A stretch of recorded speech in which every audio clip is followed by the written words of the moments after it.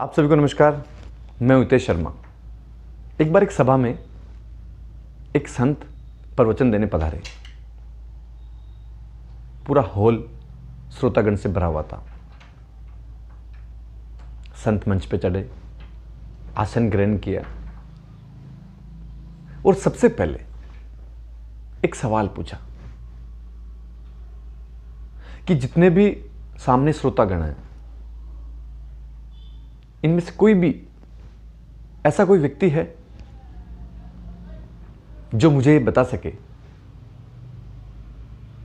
ऐसा कोई दिन, ऐसा कोई पल जब वो पूरे दिन 24 घंटे के लिए वो खुश रहा हो, अपने घर पर, अपने परिवार के साथ, अपने मित्रों के साथ, अपनी दुकान पर, अपने ऑफिस में और काम करने की जगह पर। पूरे हॉल में एक सन्नाटा छा गया। किसी ने कोई जवाब नहीं दिया। सब चुपचाप बैठे रहे। 5 मिनट के बाद संत ने बोलना शुरू किया। उन्होंने कहा कि कितना दुर्भाग्य है कि ऐसा कोई एक भी व्यक्ति नहीं जिसे ये याद हो कि वो अंतिम बार पूरे दिन यानी 24 घंटे खुश रहा हो। ये हर व्यक्ति के लिए ये दुर्भाग्य की बात है। हम बातें खुशी की करते हैं, शांति की करते हैं, आनंद की करते हैं, लेकिन ऐसा होता नहीं है। ऐसा क्यों?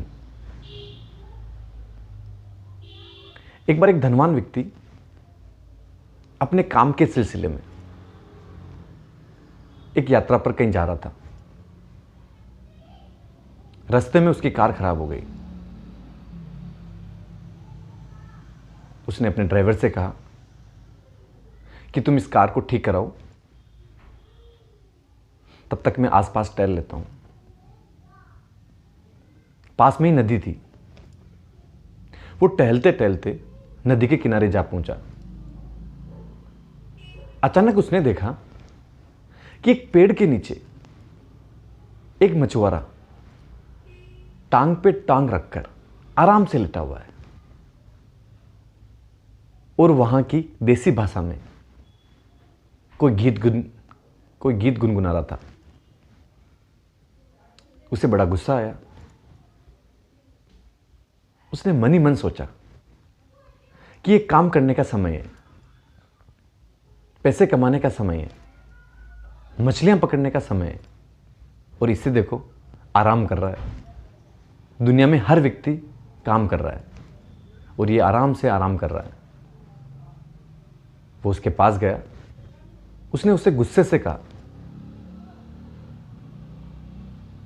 क्या तुम्हें इस बात का कोई भान है कि तुम यहां आराम से लेटे हो और तुम्हारे घर पर क्या हो रहा होगा? तुम्हें क्या पैसों की जरूरत नहीं है? तुम अभी सुबह सुबह यहां आराम कैसे कर सकते हो जब सारी दुनिया काम कर रही है, पैसे कमा रही है और सारे मछुआरे मछलियां पकड़ रहे हैं? उस व्यक्ति ने उस धनवान व्यक्ति को ऊपर से नीचे तक देखा।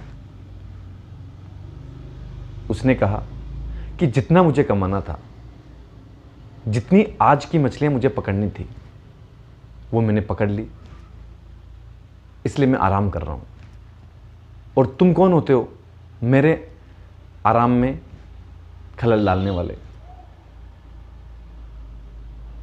उस धनवान व्यक्ति ने कहा, अगर तुम ज्यादा मछलियां पकड़ोगे तो तुम्हारे लिए अच्छा रहेगा। उस मछुआरे ने कहा, उससे क्या होगा? उसने कहा कि उससे ज्यादा पैसा मिलेगा। ज्यादा पैसा मिलेगा तो तुम्हारे पास ज्यादा पैसा होगा, तुम बोट खरीद लेना। उस बोट पे जाके तुम ज्यादा मछलियां पकड़ पाओगे। इससे तुम्हारा काम बढ़ेगा। अपने साथ आदमी रख लेना, अच्छा मकान ले लेना, अच्छा पैसा कमा लेना, तुम्हारे पास पैसा ही पैसा होगा।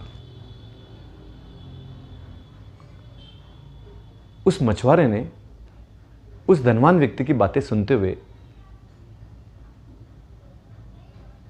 उससे पूछा कि सारी बातें आपने बता दी, मैंने ज़्यादा मछलियां पकड़ ली, उनको बेच के मैंने पैसा कमा लिया, बोट ले ली, अच्छा मकान बना लिया, सब कुछ कर लिया, उसके बाद क्या होगा? उस धनवान व्यक्ति ने कहा, उसके बाद तुम आराम करना, आराम से लेटना, खुश रहना।